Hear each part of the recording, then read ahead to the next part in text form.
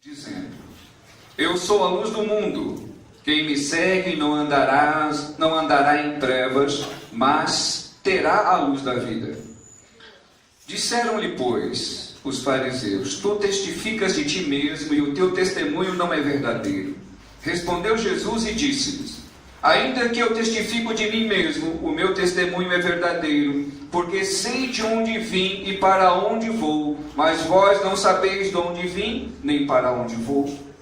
Vós julgais segundo a carne, eu a ninguém julgo. E se na verdade julgo, o meu juízo é verdadeiro, porque não sou eu só, mas eu e o Pai que me enviou.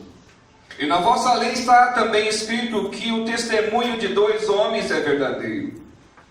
Eu sou o que testifica de mim mesmo, e de mim testifica também o Pai que me enviou. Disseram-lhe, pois: Onde está teu Pai?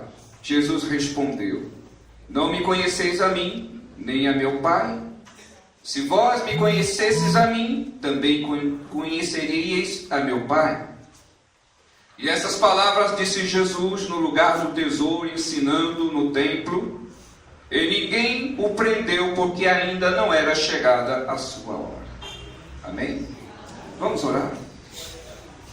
Pai Todo-Poderoso, nós entramos na Tua presença em oração, Santo Deus. Te louvamos, ó Pai, te enaltecemos, te bendizemos, reconhecemos a Tua grandiosidade, o Teu poder. Te agradecemos, ó grandioso Deus, pela Tua permissividade. Te agradecemos, ó Pai, por esse momento tão precioso de estarmos reunidos em Teu nome para ouvirmos a Tua palavra, para comungarmos, ó Pai, do Teu corpo e do Teu sangue. Te exaltamos, Espírito Santíssimo de Deus, e pedimos: venha sobre as nossas vidas, confirmando a Tua palavra, confirmando o Teu operar, confirmando o Teu agir. Visita-nos, ó grandioso Deus, as nossas mentes e corações. Toma cativo, Senhor, as nossas mentes, para que possamos estar ligados naquilo que o Senhor tem para as nossas vidas. E no nome santo de Jesus nós oramos agradecidos. Amém. Pode se sentar, amados irmãos. Momento precioso.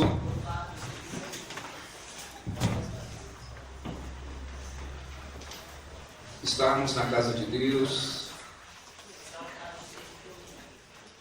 exclusivamente ansiando por aquele momento de poder participar, de comungar o corpo e o sangue de Jesus Cristo. Nós temos um texto do Evangelho de João, onde o nosso Senhor Jesus Cristo está sendo questionado pelos fariseus.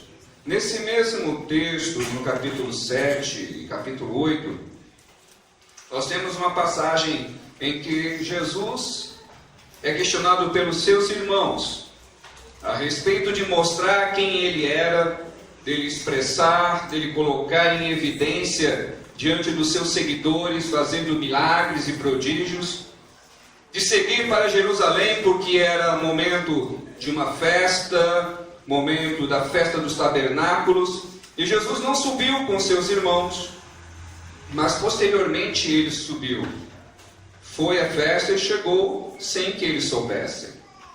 Quando lá está, nós temos aqui no capítulo 7 um período onde ele é questionado no templo, quando coloca uma mulher diante dele, para que ele a julgasse.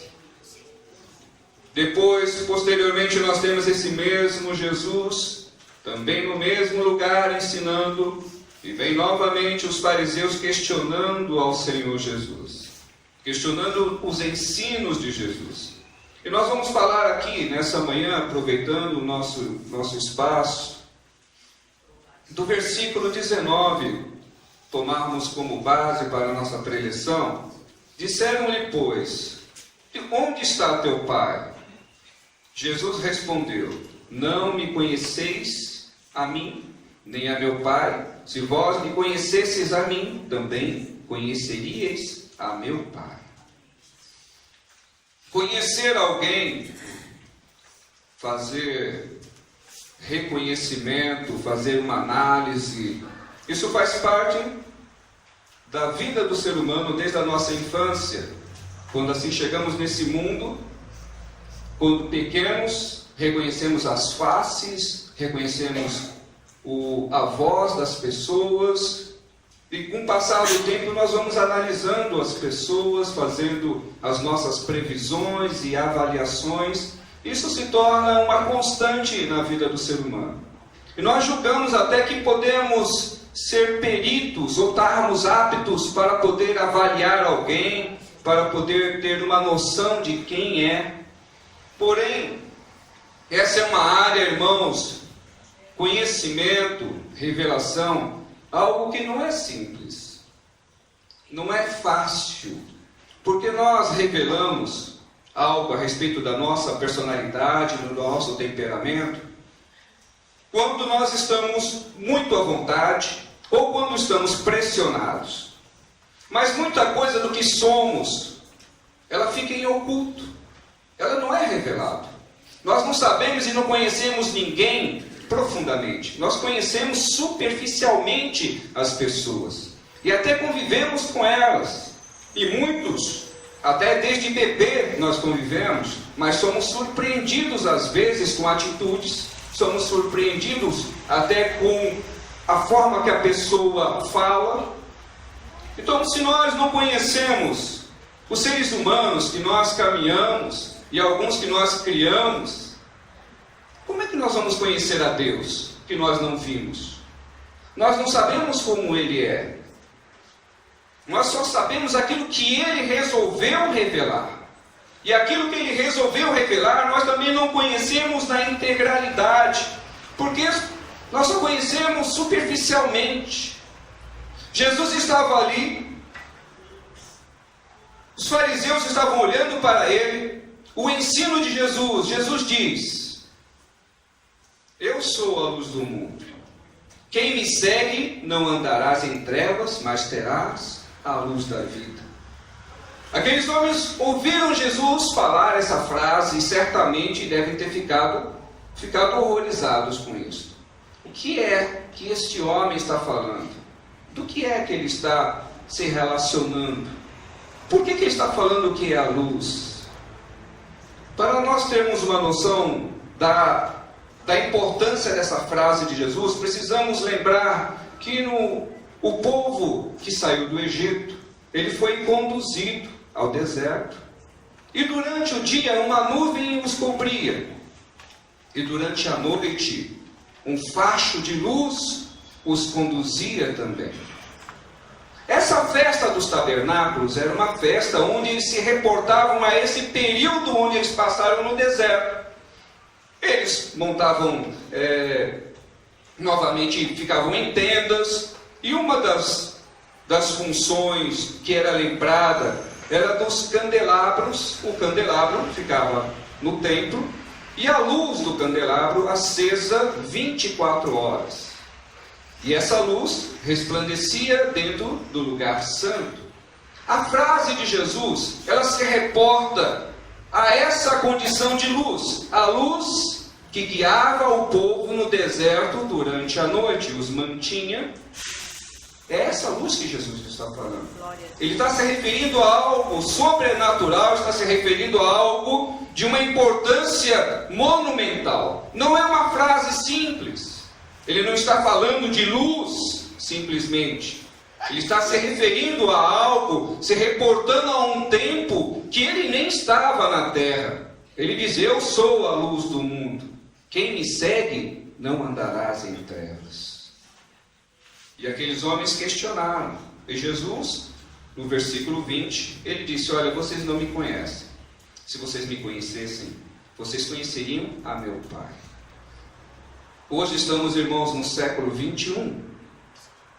E eu digo, irmãos, nós não conhecemos quase nada. E aquilo que Deus revela, nós conhecemos parcialmente. Por que eu digo parcialmente? Porque, irmãos, a revelação de Deus, ela não é uma revelação simplória, nem tampouco aquilo que Deus é. Nós temos total consciência ou podemos compreender na profundidade. Como eu disse, irmãos, nós conhecemos superficialmente, nós falamos a respeito do amor de Deus, falamos da graça de Deus, falamos da bondade de Deus. E muitas das coisas que nós falamos, nós só podemos compreender avaliando na dimensão humana. Quando nós falamos a respeito de bondade, nós dimensionamos a bondade relacionada àquilo que nós compreendemos como bondade. Porém, a bondade de Deus é relacionada a Ele próprio, aos requisitos que Ele determinou, à importância que Ele deu. Então, quando eu penso em bondade, eu só penso naquilo que eu conheço como bondade. Mas Jesus estava falando a respeito de um ser eterno, de um ser que sempre existiu. E quando Jesus falou que Ele era a luz do mundo, Ele estava se reportando a um tempo que Ele nem estava ali como ser humano. Ele estava no deserto acompanhando aquele povo, é isso que Ele disse. Aquela luz que guiou aquele povo, eu era aquela luz. E hoje Jesus continua guiando a cada um de nós. Porque Jesus é Deus. Ele é o nosso guia. E o que nós podemos conhecer de Deus é aquilo que Jesus é e aquilo que Jesus fez aqui na terra.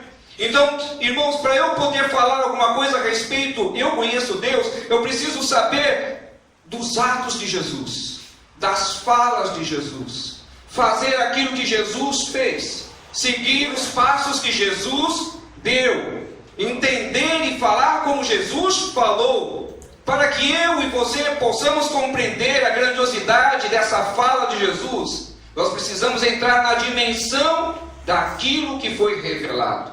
Jesus é o Deus encarnado, esteve na terra como homem. O seu amor foi um amor que levou às últimas consequências, o levou até a morte, como o pastor citou.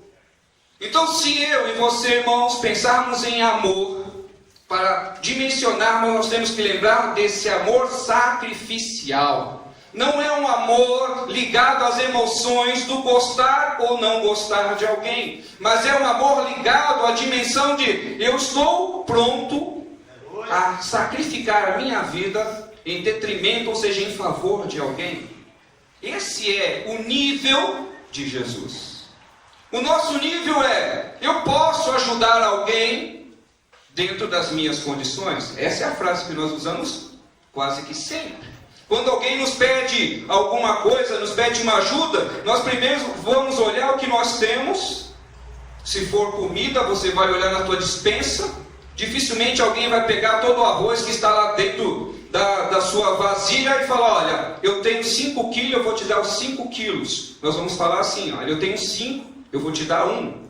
E você pede para mais alguém, é por aí. Não é assim que nós somos? Ou alguém pega lá toda a sua despensa e fala, vem aqui, eu tenho 5, toma 5, eu tenho 4 de feijão, pode levar o feijão, abre o freezer, o que tiver, você vai colocar tudo ali dentro. Nós não somos assim, irmãos.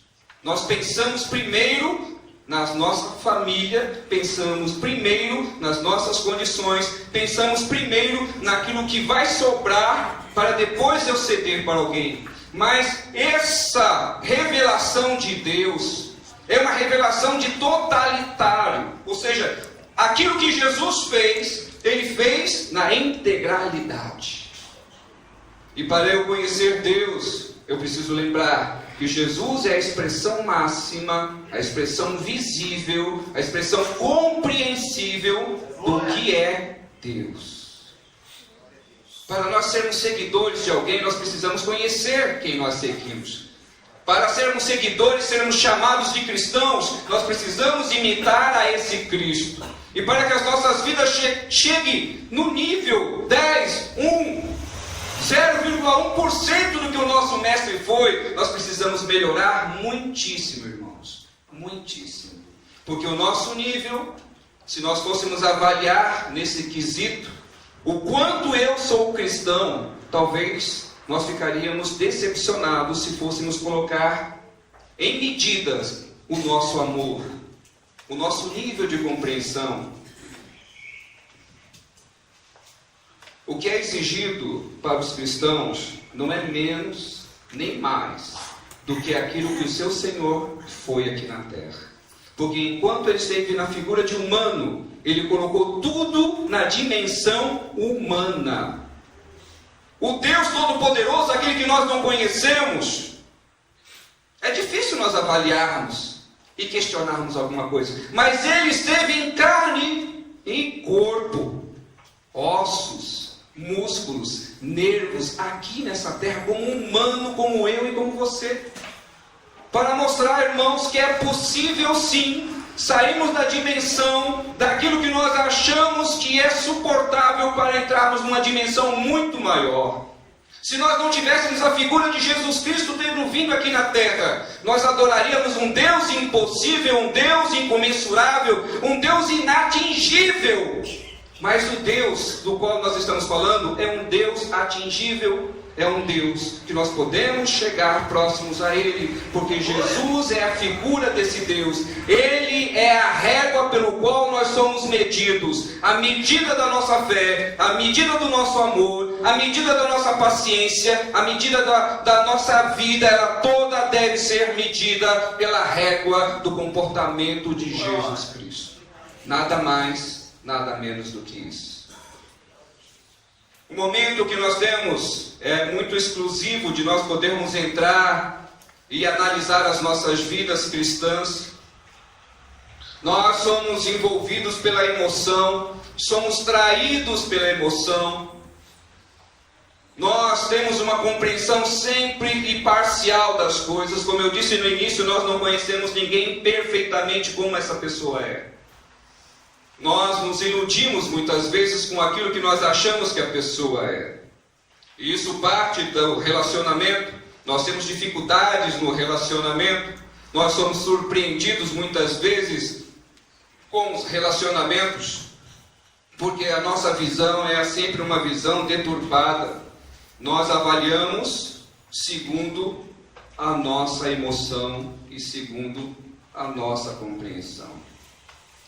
Mas o que Jesus pede e o que a Bíblia nos diz é que não é segundo a minha compreensão, nem segundo a minha vontade, mas segundo a vontade de Jesus Cristo, segundo a compreensão de Jesus Cristo, segundo o nível de Jesus Cristo. Tudo deve ser levado a nível de Jesus Cristo. É por isso, amada igreja, que nós estamos sempre em construção. Por mais que nós olhemos e podemos contemplar a obra que está sendo feita em vários cantos do mundo, toda ela é imperfeita. E podemos avaliar e achar que em alguns lugares a obra está sendo feita com perfeição. Mas quando nós olhamos para as pessoas e olhamos para nós mesmos, nós vemos o quanto que a aparência engana. Nos movimentos que existem no Brasil, os movimentos pentecostais, movimento neopentecostal, nós vemos muitas coisas acontecerem no nosso país e no mundo evangélico. Mas tudo isso que nós estamos vendo é superficial. Porque aquilo que o Senhor exige, irmãos, não é o que está aparente. O que está aparente, os nossos olhos veem, os nossos sentimentos avaliam, mas aquilo que o Senhor quer de nós é algo que a aparência ela vai ser segundo, irmãos, a obra que será feita. Porque o que Jesus disse, olha, vocês querem conhecer a mim, vocês têm que saber as obras que eu faço. Porque as obras que eu faço segundo a vontade do meu Pai. Jesus disse, o meu Pai trabalha até agora e eu trabalho também. Jesus fazia as coisas para que o povo olhasse para Ele e pudesse compreender quem era o Pai. Jesus curou homens no dia de sábado e Ele disse, olha, vocês vão circuncidar os menininhos para que não seja descumprido a palavra, ou seja, os mandamentos de Moisés. E vocês estão avaliando, estão me julgando porque eu curei um homem no sábado. Mas o que é mais valioso? Cumprir com as leis ou tirar um ser humano que estava doente, apodrecendo, sofrendo? O que ele está mostrando com isso? Que Deus, irmãos, não está preocupado com os ornamentos, não está preocupado com as leis e as normas estabelecidas pelo homem. O que o Senhor está julgando é o nosso comportamento diante de todas as situações, diante de tudo que se levanta diante de nós. Porque se nós fôssemos olhar apenas para o que é aparente, e se Deus dependesse apenas dos nossos movimentos, muitas pessoas teriam sucumbido. E é por causa disso que o Evangelho ele progride, porque o Senhor vai atuando na vida do ser humano. E os níveis em que o Senhor vai tocando em nossas vidas, ele não é igual para todos. Podemos estar congregando há 30, 40 anos numa mesma congregação, mas nem todos estão no mesmo nível de compreensão, no mesmo nível de adaptação, não são transformados à figura de Cristo da mesma forma. Nós somos gradualmente sendo transformados. Então, às vezes, irmãos, estamos inconformados com muitas situações que acontecem até mesmo no meio da nossa igreja. Mas o que o Senhor quer de nós, irmãos, é uma transformação pessoal, é uma mudança pessoal. Eu sei, e às vezes nós ficamos inconformados até mesmo com o Evangelho que está aqui no Brasil e com a situação aparente. Mas aquilo que o Senhor quer de nós é muito mais do que está aparente.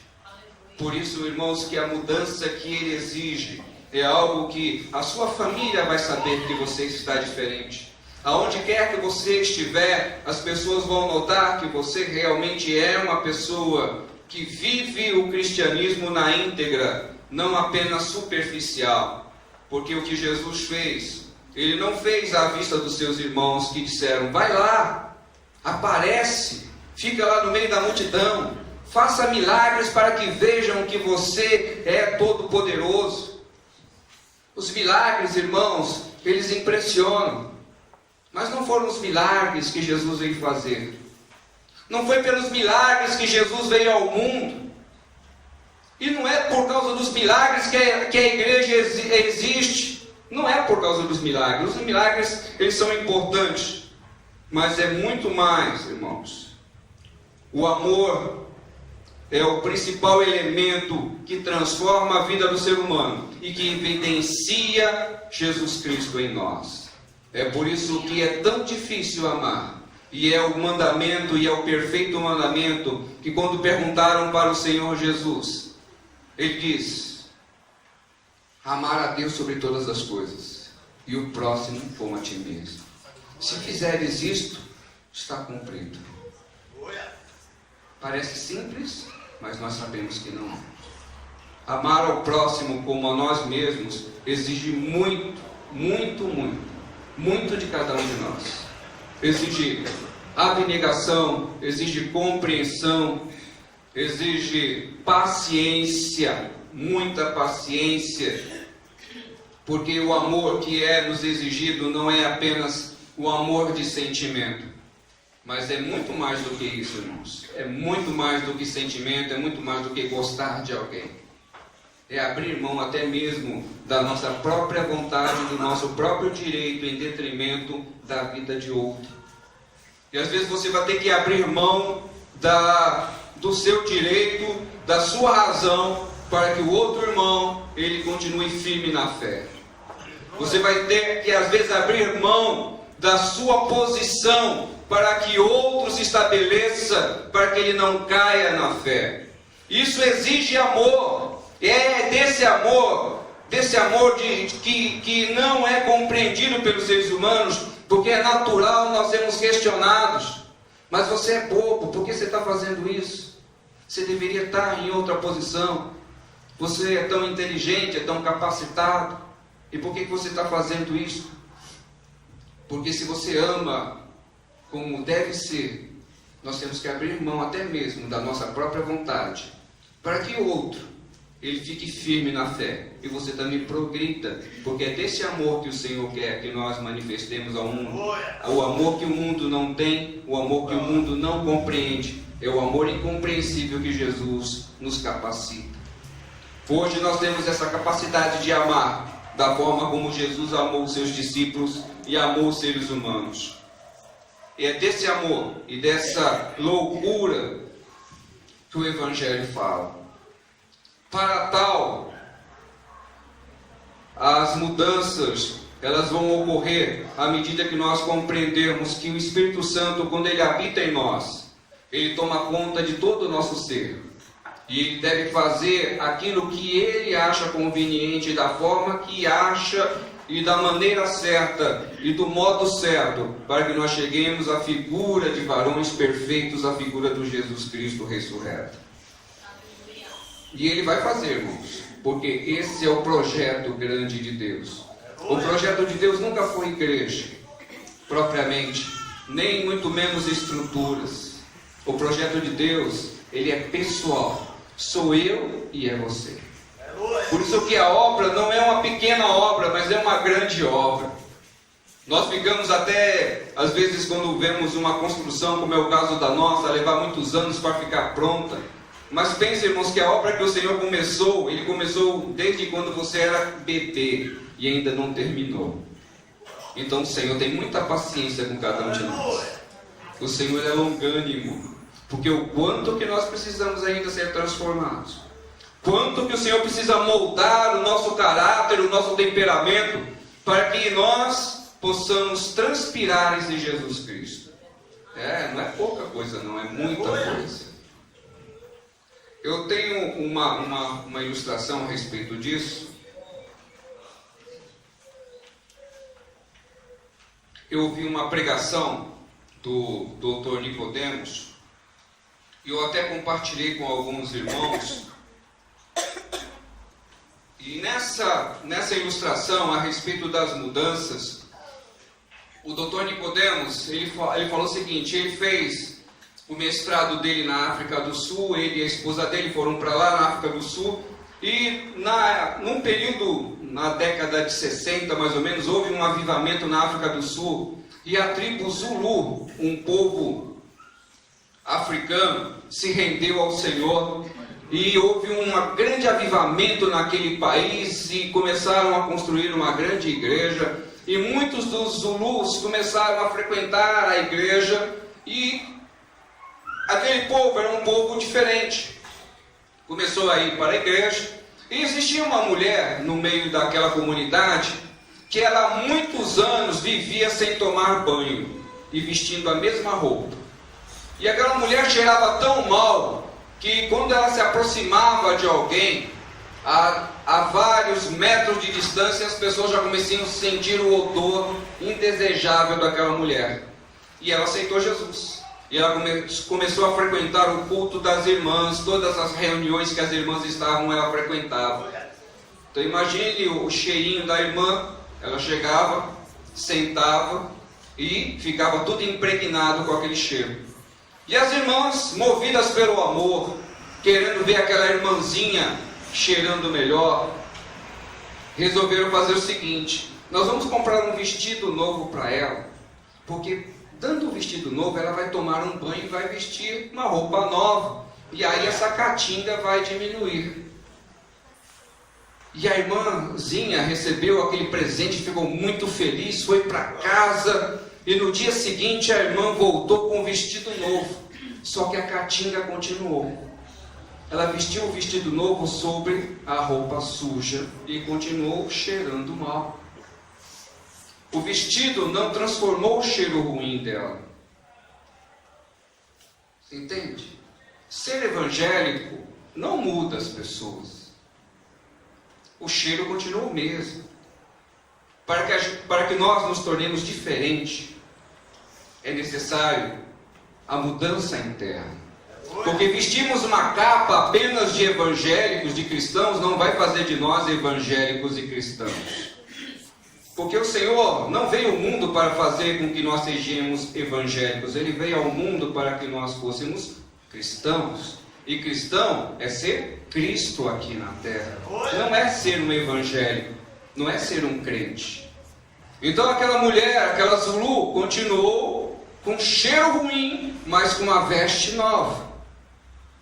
O quanto o Senhor tem que fazer em nossas vidas, irmãos, para que aquilo que você sabe que não é bom, você talvez até nem concorde com algumas atitudes, mas continua fazendo. Mas o Espírito Santo quer, irmãos, que nós mudemos no profundo da nossa alma. Não basta apenas ser superficial, mas tem que ser profundo. E esse profundo, irmãos, não sou eu, mas é o Espírito Santo que tem poder para atuar nas nossas vidas. E se nós não quisermos, e se nós não deixarmos, assim como aquela mulher Zulu continuou cheirando mal, mas com um vestido novo. E não é isso que o Espírito Santo quer de nós. Ele quer que nós sejamos novos. Ele quer que nós tenhamos o bom perfume de Cristo. Ele quer que nós sejamos como Cristo foi. Ele quer que nós amemos como Cristo amou. Ele quer que nós tenhamos paciência com as pessoas como Jesus teve paciência. Ele quer que nós sejamos longânimos assim como Jesus foi longânimo. É esse o desejo do Espírito Santo de Deus. Porque Jesus estava sendo questionado por fariseus. Eles eram religiosos, mas continuavam ruins, continuavam maus, perversos. O que o Senhor quer, irmãos, é que nós realmente amemos. Foi isso que foi dito hoje.